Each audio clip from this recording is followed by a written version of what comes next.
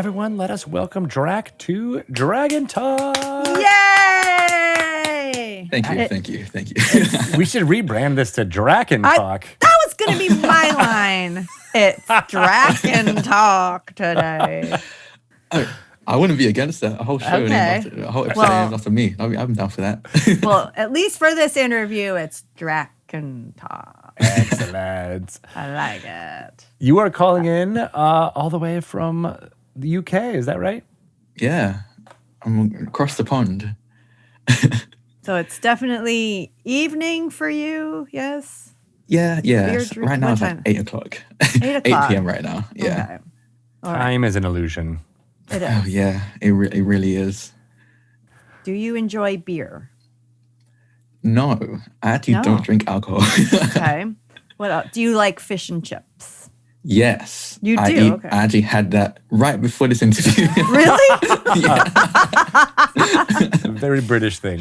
Yes, I will say the chips are amazing. Even when I did eat fish, I didn't love the fish as much, but the chips, I could just eat chips for days. Yeah, the fish, you have to go to, like, chips here is like usually pretty universally great, but the fish is like, it's a hit and miss depending on where you go to, what part of the UK as well. Yeah. What part of the UK are you in? Oh, I'm the part of the UK that no one wants to be in. I'm from Essex. So it's the only way is Essex. Oh yeah, that's all I always get when I mention Essex. I'm sorry. I promise you that we are not all like that. A large majority are, but not all of us. It's similar to people from New Jersey who are like, we're not all like the people in the Jersey Shore. Right. Yeah. Right. Sure you aren't. I can say that growing up in upstate New York. New York is, it's okay to do that. So a lot of, D&D is being played in Essex, right? Surprisingly, yes. Honestly, I didn't know until I kind of dived into the scene that there is quite a lot of people playing D&D, or tabletop RPGs in general, honestly. But yeah, especially D&D. Interesting. I feel like, just looking at all of the things that you're involved in, I feel like you must have had something to do with that. This huge site. Honestly, no. I'm very new to tabletop role-playing games in general. Oh, tell us. How did you get introduced? I only started a year ago.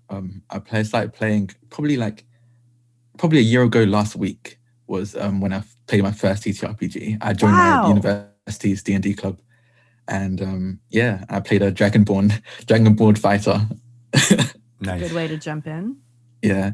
It was fun. It wasn't roleplay heavy. It was a bunch of us just messing around, having fun. We didn't really follow much rules. It was mainly rule of cool. Whatever sounded cool, we did. But yeah, it was a lot of fun. And after that, I was kind of hooked.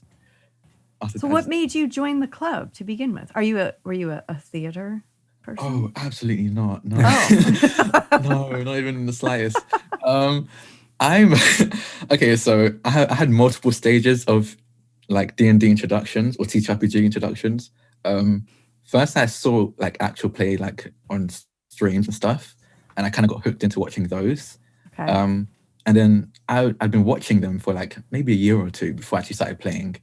One, because I was very much a jock of my secondary school. So playing D&D was nerdy, and I was too scared to show that off, to express that. Mm-hmm. But once I reached university, I was like, I'm getting old, I don't have much time left. Might as well just start playing. So I just kind of dived into D&D.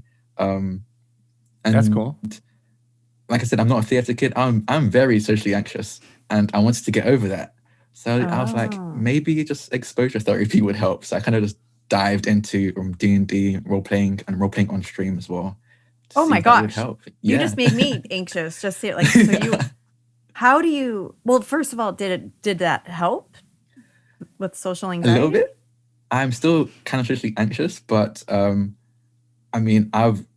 pretended to be a dragon in front of at least 40 people before. So there's nothing more worse than that, social anxiety wise. Yeah, if you can get over that hump, then you're like, all right, I can do anything. Wow. Yeah, cool. That seems like a big leap from like I think we're just obviously in very different generations, but like, I mean, you're like growing up watching people streaming games and, you know, like, so it might seem like a more natural jump for you. But for me, like hearing you say like, I'm a bit socially anxious. I've never played D&D before. So I decided to stream myself playing a dragon. And like, you know, it's just to me is like, holy cow, that's a huge jump. But no, it was a huge jump for me as well, which is why I did it. Yeah. Because like it was under my terms at the very least. I could choose what games I was playing in. Whereas with like if I did theatre, I'd probably be kind of tied to whatever the group as a whole decided to play or what play they decide to do.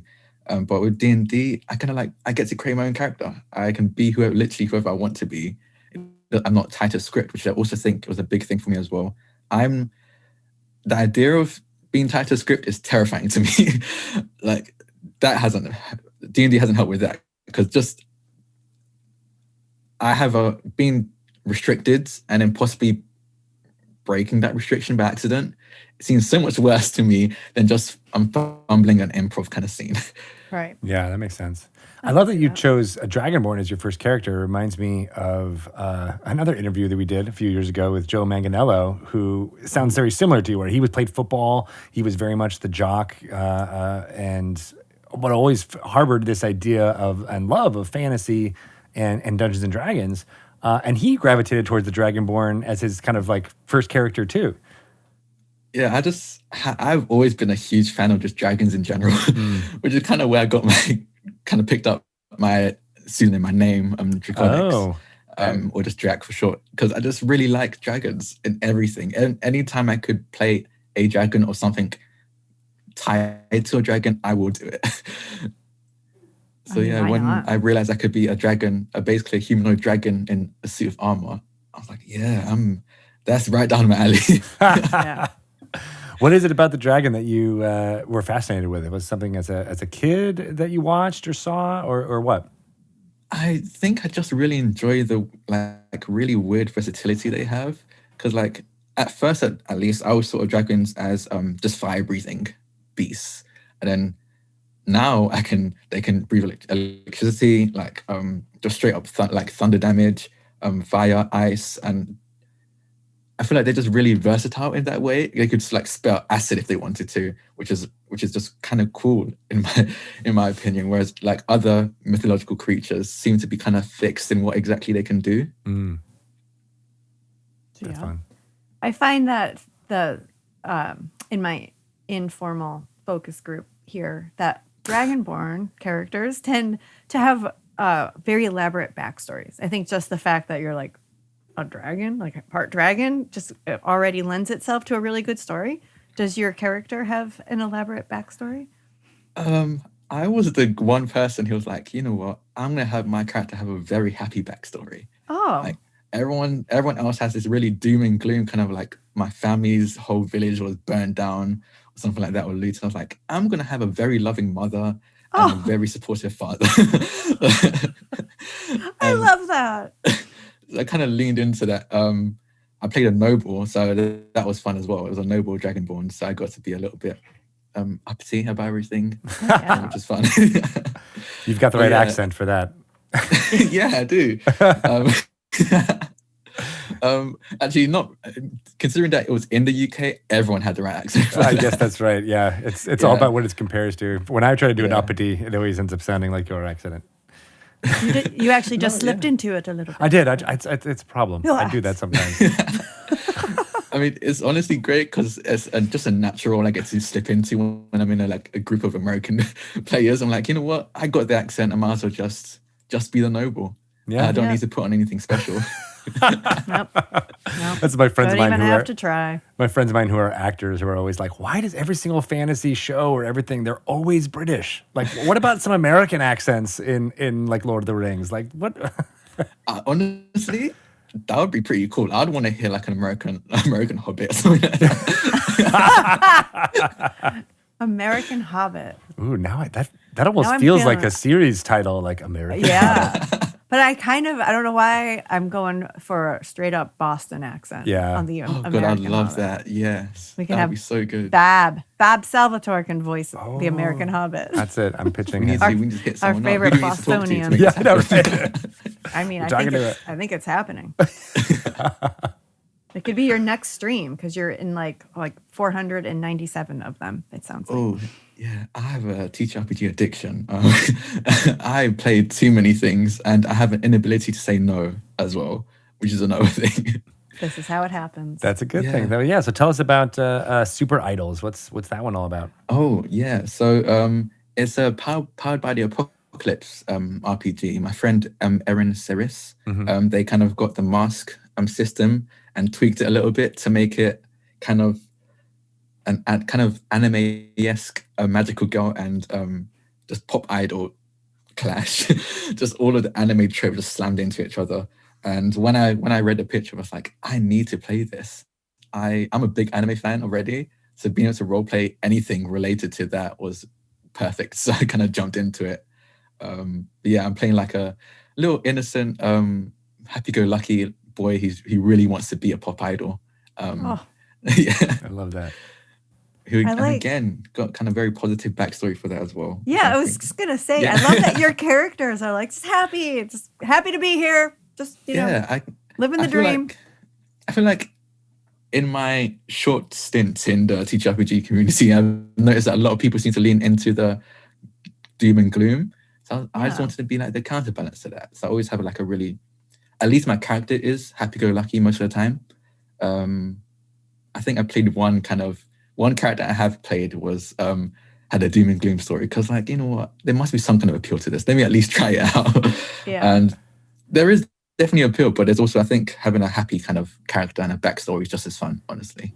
Yeah, I think so. And it's something to use to work out certain things, right? Like I think if some people have, what could be called a more positive upbringing, they like to role play something like, oh, what's it like to be a little bit darker, right? And the opposite, like if you have a darker background, you might want to be like, oh, I'm gonna just be the happy-go-lucky, as you were saying, kind of character.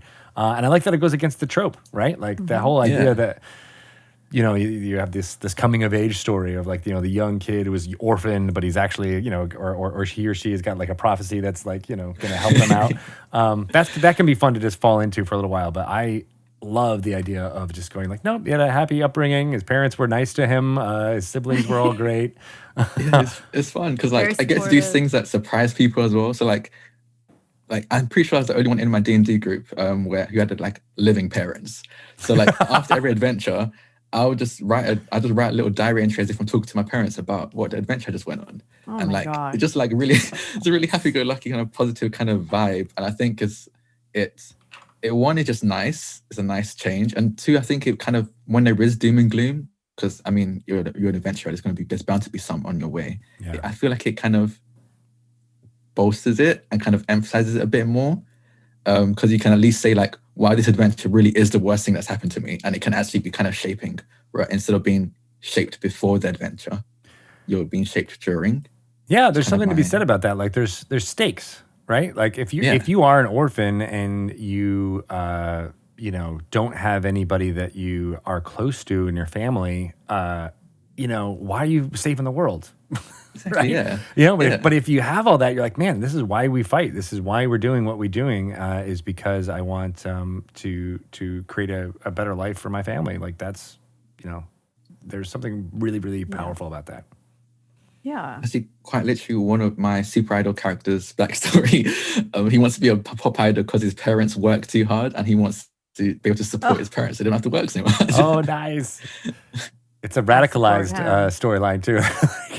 Yeah. Workers of the world, unite.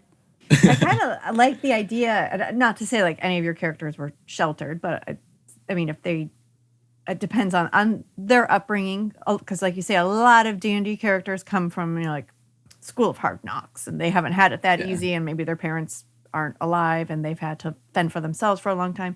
But the interesting thing is like, okay, if you've had a different upbringing than that, and now you're out there seeing the world and like seeing the true grit of the world, and it's not it's a lot, seeing a lot of things for the first time. Like I kind of like the idea of that shaping your character too, and like seeing how that character is going to change throughout all of these different adventures that they have, because you would kind of lose some of that wide-eyed, like the world is so great. And exactly, yeah. Because if you start grim and you get any grimmer, it'll either get kind of annoying or you just won't be able to do much else. Yeah. But if you start off like super like chipper, at least there's a more obvious change, if there is a change, as you go through all of that.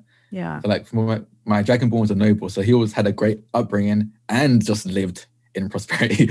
So when we went through parts of the kingdom that my GM had created that were poor and like people were suffering, like he'd never seen that before, and I could roleplay that and roleplay his reaction to that, and like his feeling, and he like kind of realizes that, wow, not everyone has it like me. Yeah. And I think that's really more interesting than someone just being like, oh yeah, I knew this all along, that I lived here, I lived through this, so this doesn't affect me really.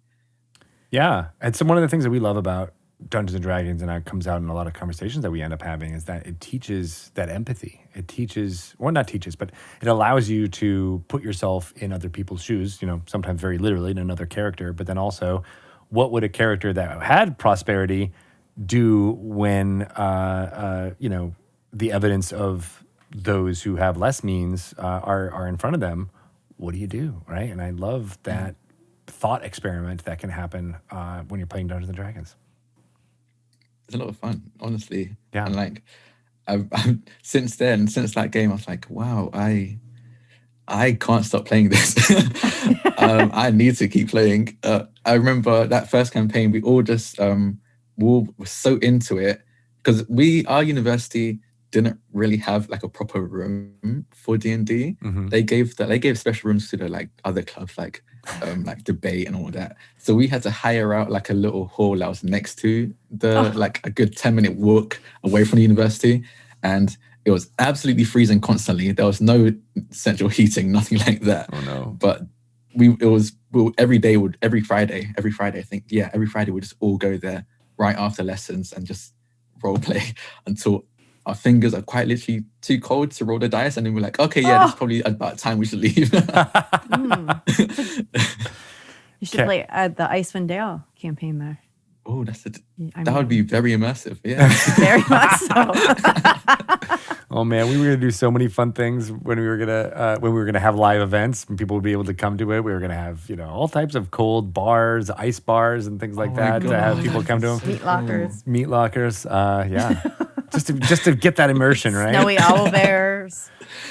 But now that winter is coming, you can do that on your own. You can go build just open a window and we're good.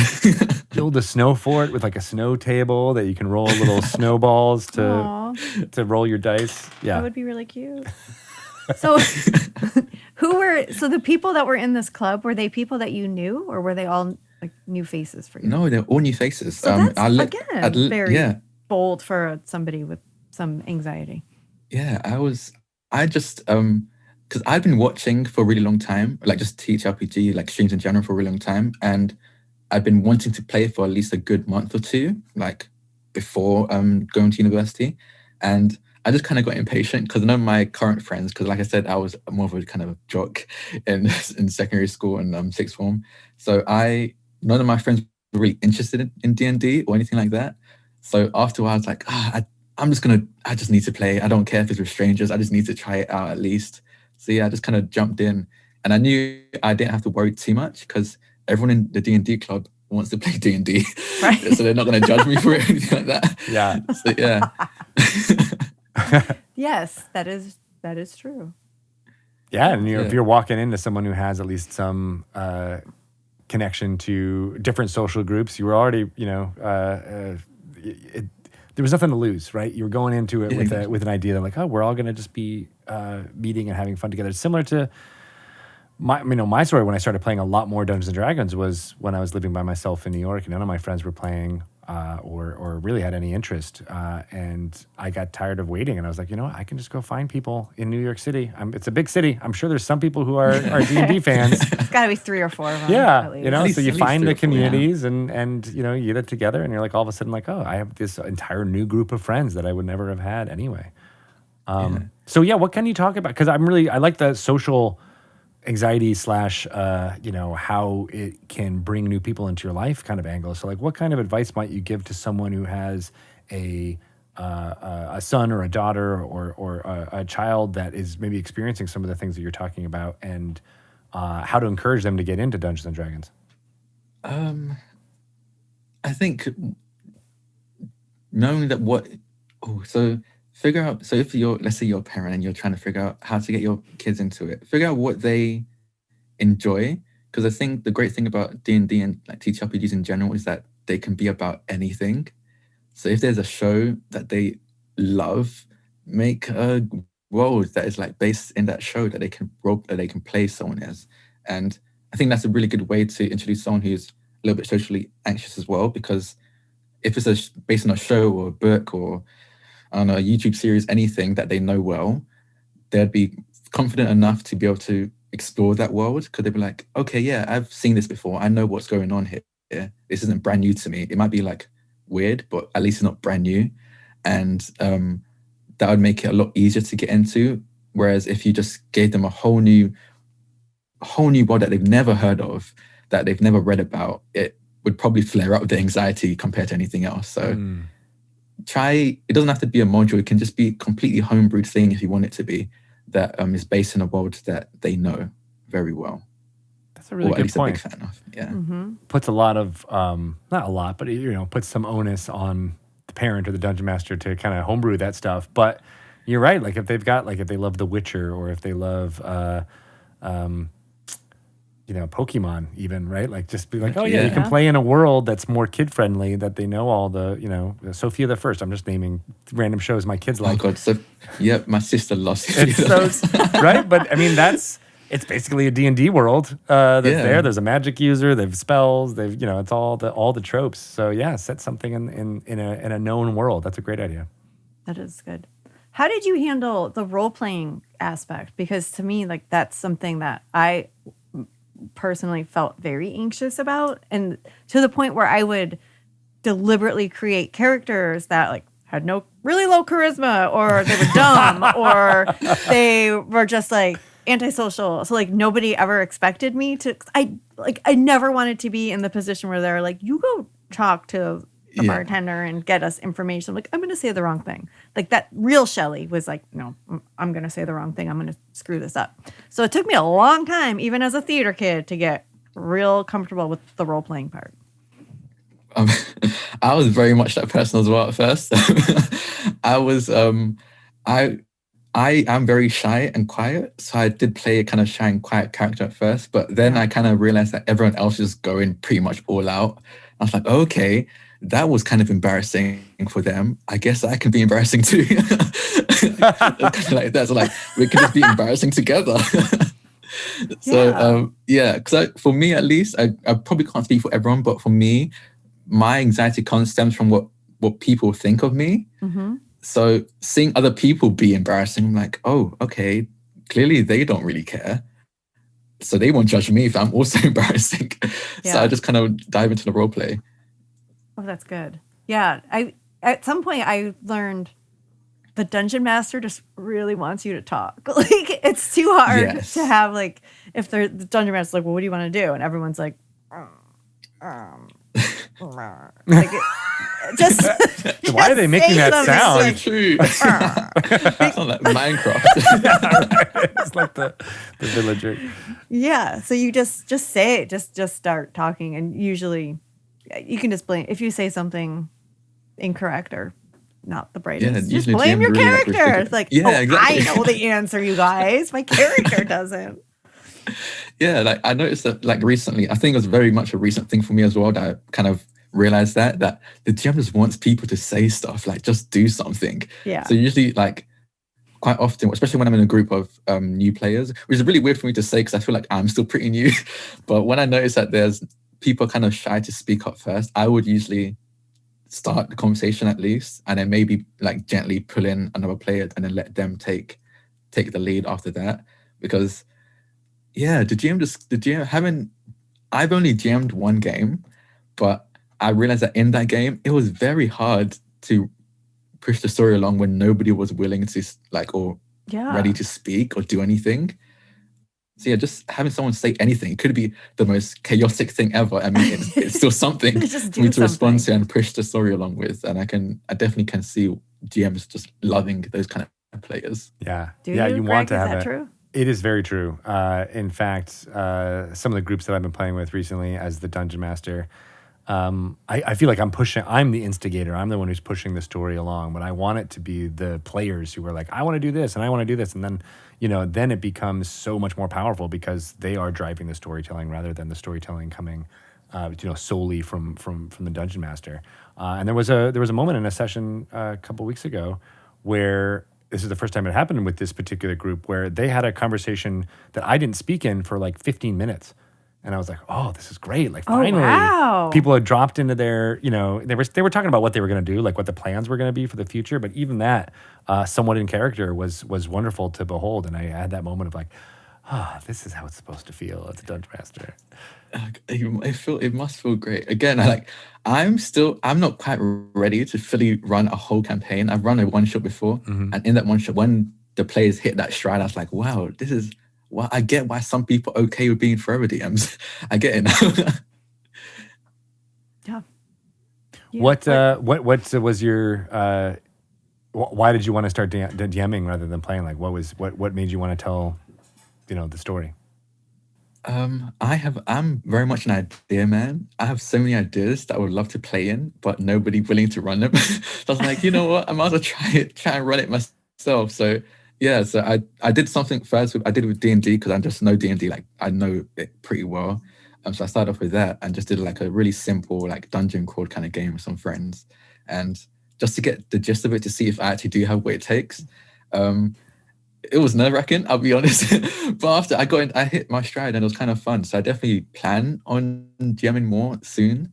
But I think right now I'm still gonna play until I physically can't play anymore.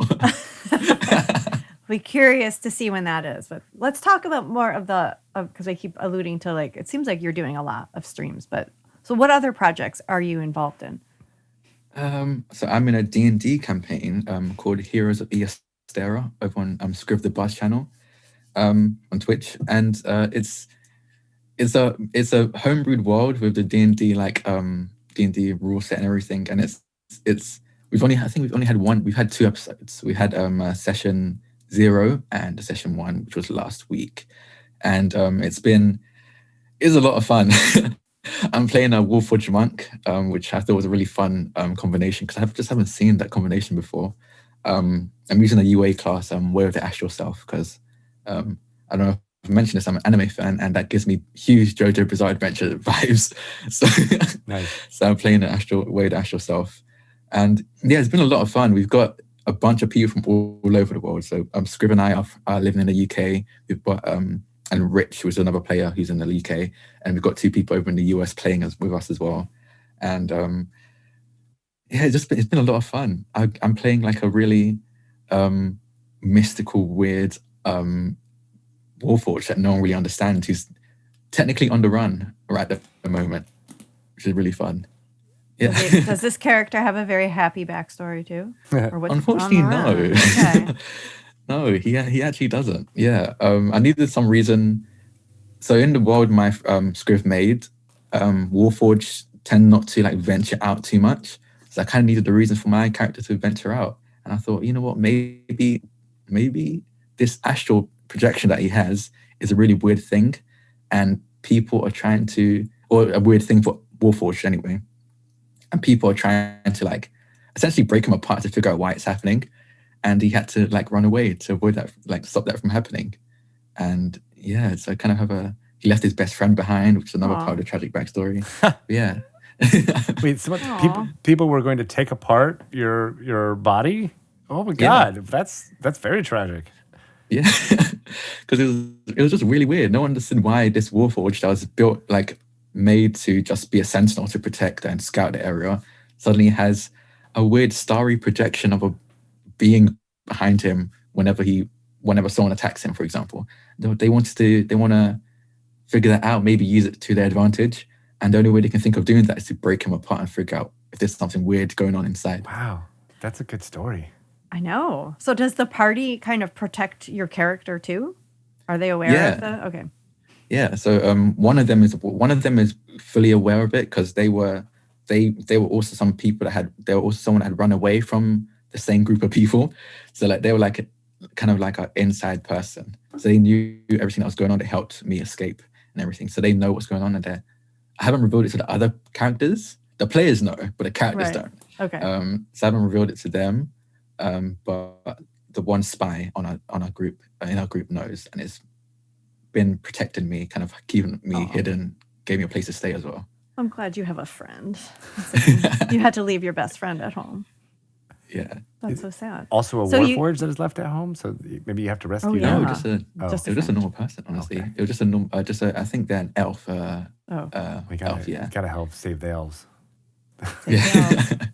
Did you guys record your session 0? I actually don't know. I need to ask Scriv. I don't think we did. I'm always fascinated by session 0s. I want to see more of like what. I think they're really interesting. Yeah, I think they are too. What did you guys do in your session 0? Was it just like characters getting to know each other or players getting to know each other? So we had like session 0 twice. So session 0, the first session 0 was the players getting to know each other. We'd all known Scriv already, but we hadn't met each other. Mm-hmm. So we all met, we all talked in the Zoom call and kind of realized that, wow, we have a lot in common when it comes to the type of story you like to tell. So the moment we spoke, it was like, wow, okay, yeah, this is going to be a great game. I really can't wait. Then we like kind of split off and made our characters and then came back together again to talk about what we've made and realized like our characters kind of fit perfectly together. So when we realized that, we're like, hey, we might as well just role play a little bit right now to set the scene and figure out how we meet, what our relationship is before stream. So yeah, we kind of just jumped into it. You had so much fun that you were like, let's do another one. Let's keep this session going. That's awesome. Yeah. So all right, 2 questions. First one, these are people you have not played with before or met before. Was that hard for you? No, because this campaign started like 2 weeks ago. So I'd already had the experience of playing with people I've never met because I've been on a bunch of other streams. Well, that's true. That's kind of how you started D&D. Yeah. Okay.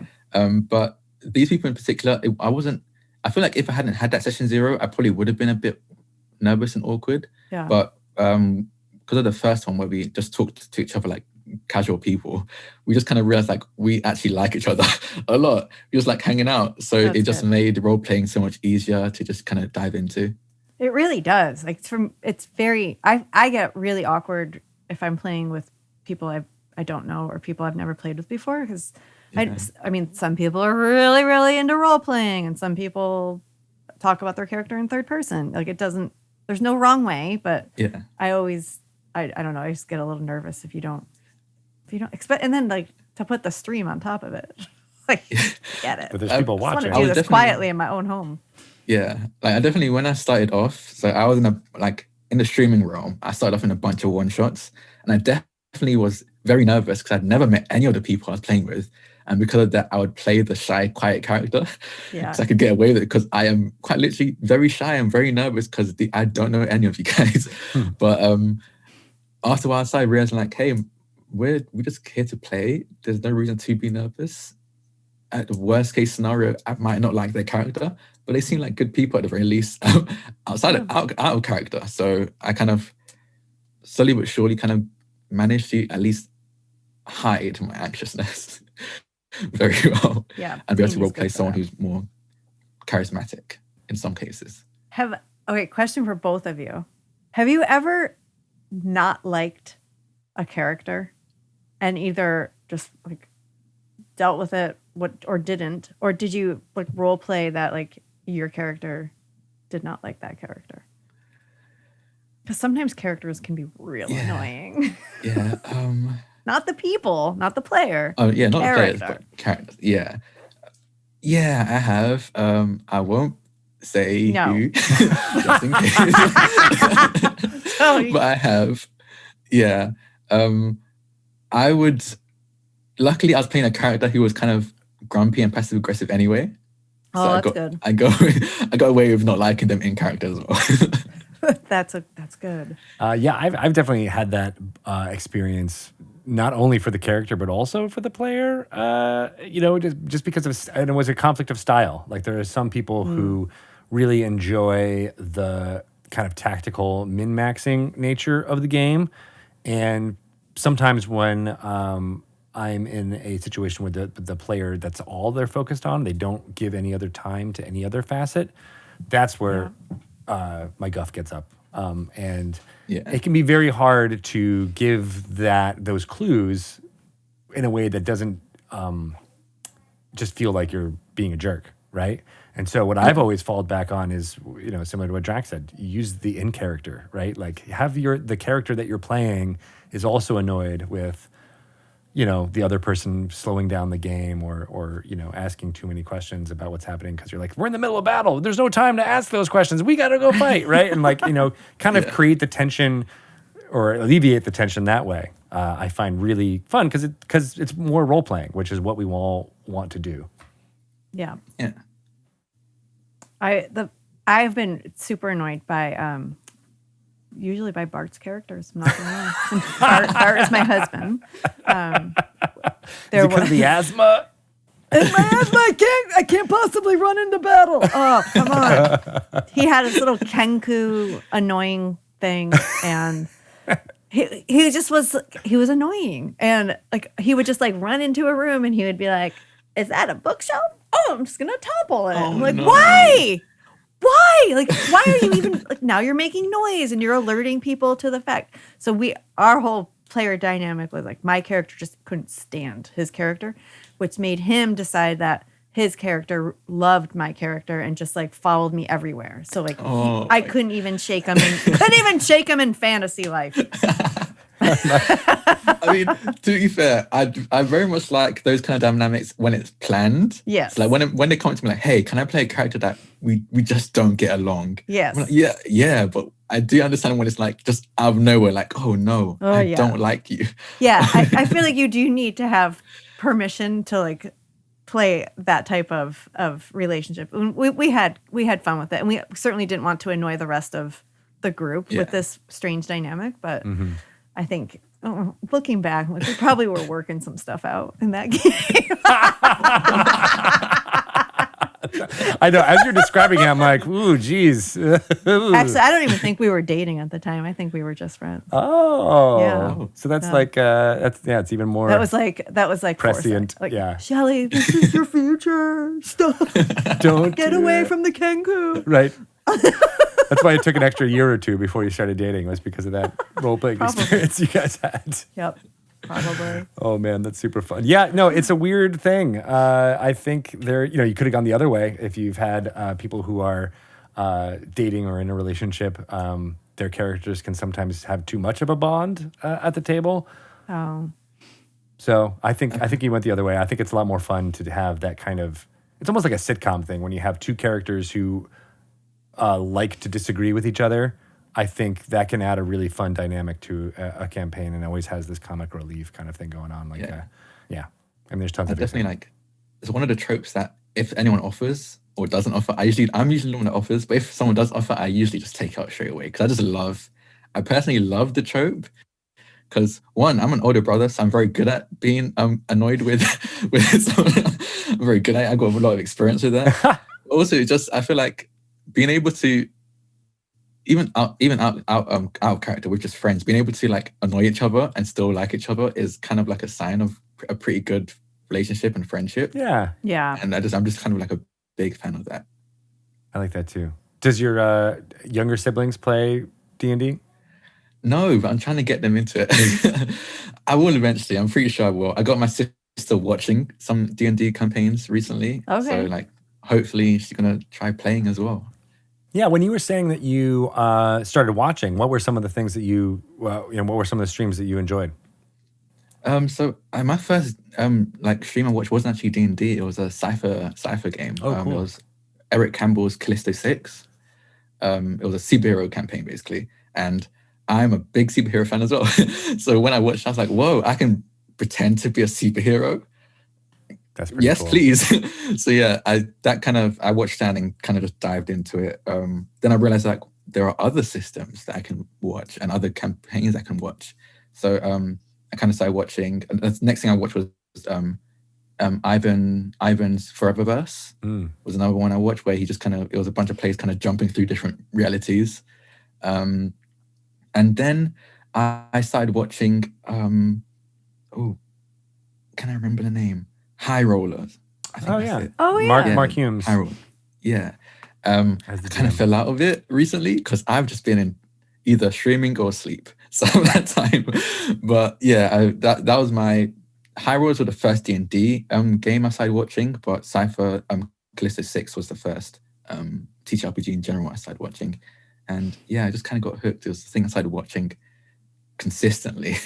My YouTube feed and my Twitch feed slowly became less gameplay, which I usually just used to watch a lot of gameplays and playthroughs. And just slowly being taken over by actual plays, actual play podcasts and stuff like that. We've heard that from a lot of people that like as soon as you get like that taste, that's all you want to have going on in your background. So yeah, that's amazing. And then that transition too of having, I like to consume this. Now I'm going to start making it, and then all of a sudden your schedule can get very full. Yeah. Especially when you live in another country and most of the games you're playing in are American time. Oh right. Oh, yeah. Yeah. My whole sleep schedule has been shifted completely. Oh, I bet. I wake up my time 6 p.m. Oh, what? I usually fall asleep around 12 p.m. my time. That's great. Well, first of all, 6 hours of sleep is not enough. I don't care. Yeah, I take what a lot time of naps, of day. I'll be honest. I take a lot of naps. I'll be honest. Yeah. Yeah. Well, I do. That's a great sleep schedule. I mean, I think when I was in university or close to your age, that was pretty much my schedule as well. 12 to 6. Yeah. Noon to right. Yeah. Go to sleep. Luckily, I'm online. I'm studying online, so I can just wake up whenever I want and just watch the video of the lecture I missed and learn from there. So I'm not really tied to a schedule right now because COVID. Yay! We really are in the future. You got to find the silver linings where you can. Yeah. So one thing that's been really exciting for people who are Dungeons and Dragons fans in North America is seeing everybody all over the world start taking up and play it. It's traditionally been a very American pastime. Since it's been around. There's other properties and D&D things or D&D related properties in other parts of the world that have been the focus, like Games Workshop and things like that. So now we're seeing a lot more D&D play happen in the UK, in other countries in Europe and things like that. So what can you speak to on that, and like how can you get more people who may have they're Doctor Who fans but they're not necessarily D&D fans? Like how do you get them involved in the kind of fandom that you're now ensconced in? I'm going to relate right directly to the Doctor Who thing. It's quite literally a role-playing game for Doctor Who. There's a Doctor Who role-playing game. Right. Which is, I've never played it before. I've watched some gameplays of it and it's great. I mean, if that's that's another example of just jumping into a world that you know really well already. Like, it's fun. You can do whatever you want, especially in Doctor Who. You can do pretty much whatever you want and just say, oh, it's wibbly, wobbly, timey-wimey stuff. And I think just people in the UK jump into it. There's so many different TTRPGs and there's so many different like D&D modules and like homebrews that you can, if you really just know D&D really well, there's nothing wrong with just sticking to that and just shaping it to a world that you really understand and know and just jump into it. Because what I noticed recently, now that I have podcasts from like American D&D players and British D&D players, is our play style is very different as well. Really? Like our sense of humor is very different. Yeah, that's true. That for sure, yes. Yeah, for sure. Yeah, but yeah, I think American play style seems a lot more cinematic, especially in the descriptions. They always like a lot of the actual plays I listen to quite literally say we pan in on this, we fade in on this, and whereas British it seems more like they're reading from a book, which isn't bad. It's actually still really interesting and it's a really cool way, but it is definitely a difference I noticed. And I think to any British people watching who wants to try out D&D or tabletop role-playing games in general, you don't need to be like the big American role players. You don't need to describe your scenes or play like them. You can just play like we do. Just play like us, and it'll be just as good, just as fun. Do you think that's like a barrier that some UK players might face? Is like, oh, I like too much role play, or too, like when you were saying like you don't have to role play like the big American role players. Do you think that's like something that would turn them off from the game? It definitely turned me off for a bit because a lot of people like Critical Role is the one, guys. Critical Role. I'm like, oh, is this how you play D&D? I don't know if I can do this. This seems a bit too much for me. I think it is not for many people, not for everyone, but I think for a decent amount, it might be an obstacle that people kind of, whether it's subconscious or consciously face. They think like, I don't know if I can do this. Yeah. That's true of other.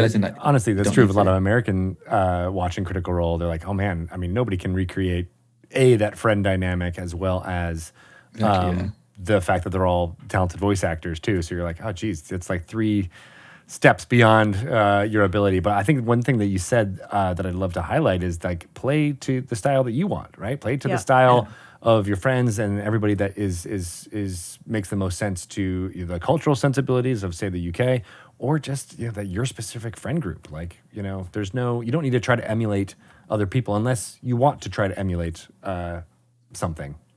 Exactly. Yeah. So what is the friends who roll dice? So it's a TTRPG Twitch channel that I'm one of the co-founders of. Oh, of course. Yeah, I don't know if you noticed, but when I get into something, I get into it hard. I feel like I know that. Yeah, we're figuring that out. Yep. Yeah. It kind of just happened. I played in a one shot on another Twitch channel called Other Doc. That's the Twitch channel's name, and the game was called Medical Bay 3, where it was just like a hospital soap drama but in space. Ooh, that sounds interesting. Yeah, and I was playing with a friend now. I didn't know them then. We just met in that game, but they're really close friends now. Jen, and they just liked me. They were like, I really enjoy role playing. Do you want to join this role playing channel? I was like, yeah, sure, okay.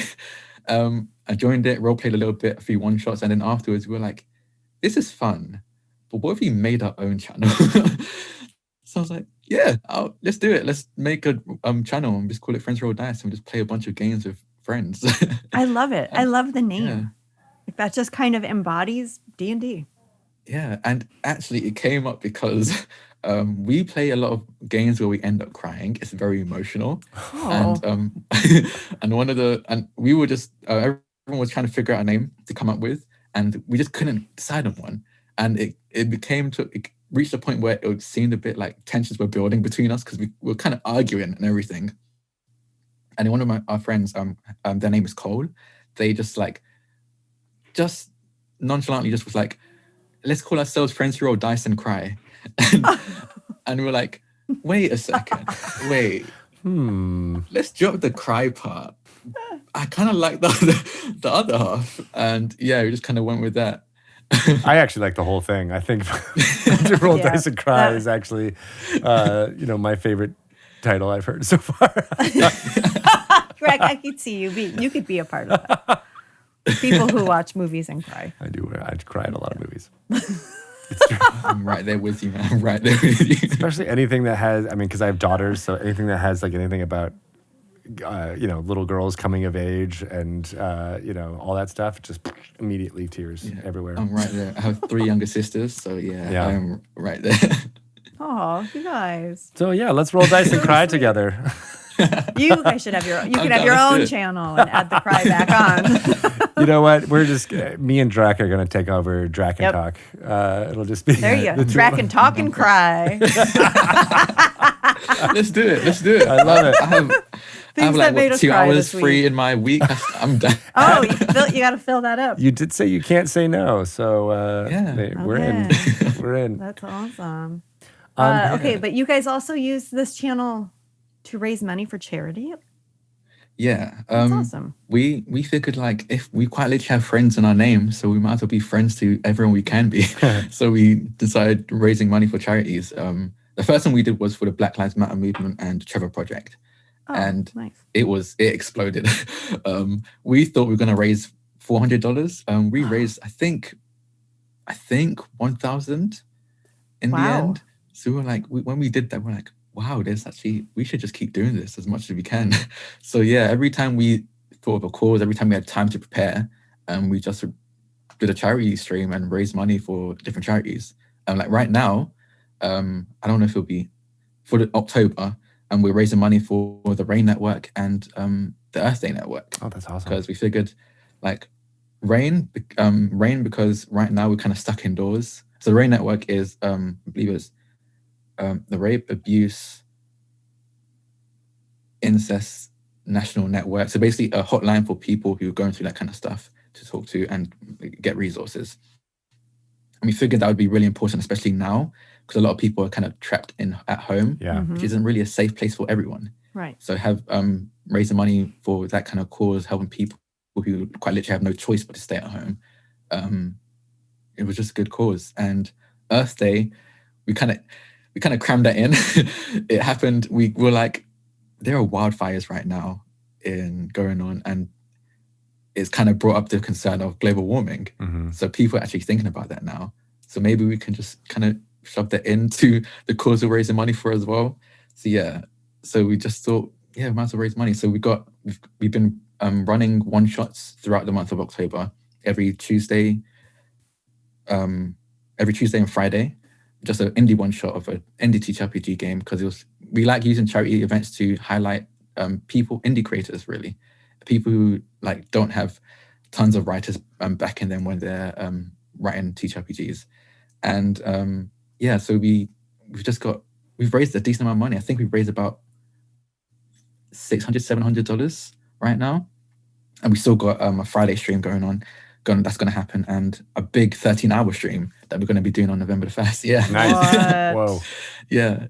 It's going to have we've got some really cool special guests coming in. We've got a Bria Iyengar who's going to be playing. Oh, which we supposed to got on. Yes. Yeah. So yeah, I'm really looking forward to it. It's going to be a lot of fun, and hopefully you can raise even more money for a good cause. Yeah. Yeah. I feel like in the year or so that you've been playing, TRPGs and D&D, not only has it done like an amazing thing to help you and get over the social anxiety, as we said, as well as just meet a whole bunch of new people and a new community, but then you're giving back to that same community with all of the things you're doing. I mean, what a great story, in the last year, right? Yeah, it's at least. Also, I will admit there's a little bit of selfishness in there as well. I want to play every TTRPG I can, every system I can. So being able to get into this and organize, do charity events, and then get to pick what games we play. I'm like, hey, I kind of like this idea. Can I put my name in this game, please? Achievement unlocked. Piece? I'll just be able to do all of the games at the same time. I love that. And we're running out of time. I definitely want to ask more about the Tales from the Loop RPG, because I've been watching. Well, I've only seen like 1 or 2 episodes of the show that's on Amazon, but I'm intrigued about what that's all about. It was really fun. So I played on Rule of Law's channel. So Law, that's Lore. They kind of reached out to me. The GM of that game, Caitlin, reached out to me and was like, hey, you played on our campaign this one time and it was great. Can you come back, please, for this mini-series? I was like, yeah, sure, why not? Because I've been a big fan of Tales from the Loop. I haven't watched all of it, but I watched some of the series as well. Yeah. And I'd also, again, watched some gameplay, some actual plays of it. And it just seemed like the weirdest world, like absolutely insane. I was like, I need to play this. So I just, again, played... I played a very happy-go-lucky character in a dark dystopian sci-fi universe. Yeah. He's got, again, loving parents. I have a brand, guys. I have the type. This is the best brand ever. I love it. I know, Yeah. right? Me too. It's Well, so that's good. fantastic. I think, a lot more of Dungeons & Dragons players out there would, not only benefit from playing a lot more D&D, but playing different systems out there and seeing what's available in different types of storytelling. I think that's really wise. Same as, if people want to be good writers or storytellers, they have to consume a lot of different, books and TV and movies, and that just enriches the tapestry of inspiration that you've got in everybody's individual head. And you're well on your way in doing that. Already a year in, you probably played more different TRPGs, honestly, than I have in the last 20 years, in the last year. So kudos to you. I mean, literally at the beginning of this year, I was like, 2020, what am I going to do? My New Year's resolution was to play, reach double digits with how many different TTRPG systems I played. And I have, yeah. I've hit double digits, so and I'm still going strong. So it's your fault that we're all quarantined because you made that wish back then, and they're like, well, the only way the universe can help that is if everybody's stuck in their house. My New Year's resolution I just wanted to spend more time at home, maybe learn how to bake bread. It's a self-fulfilling prophecy. Accomplished. Yeah, it's probably the only New Year's resolution I've ever kept. Honestly, same, me too.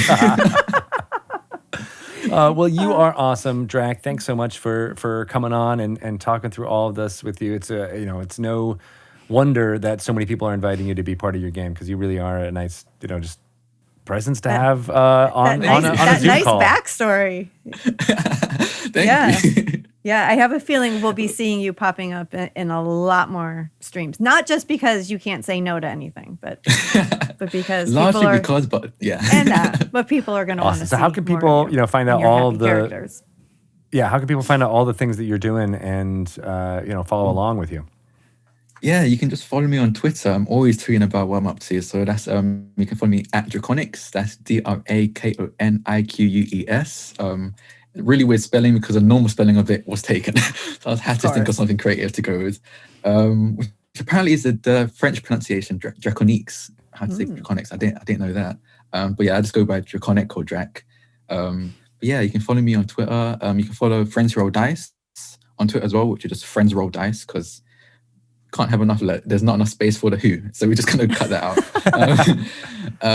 But yeah, I'm probably going to end up on a stream that you're watching as well. So that's also going to be a thing. Very cool. Yeah. Awesome. Well, thanks again. And look forward to seeing your face pop up all over the place. Now go get some sleep. Yeah, go get some. You're not sleeping enough. Yeah. Probably going to nap right after this, actually. Yeah. Oh, man. Now I want to nap, too. I know. It sounds awesome. All right. I'm going to roll for nap. God, yes. I got 9 points of nap damage. Nap damage? I don't know if that's what you want while you're napping. Maybe I healed Healing. psychic damage. Okay. That's a lot better. Nap damage.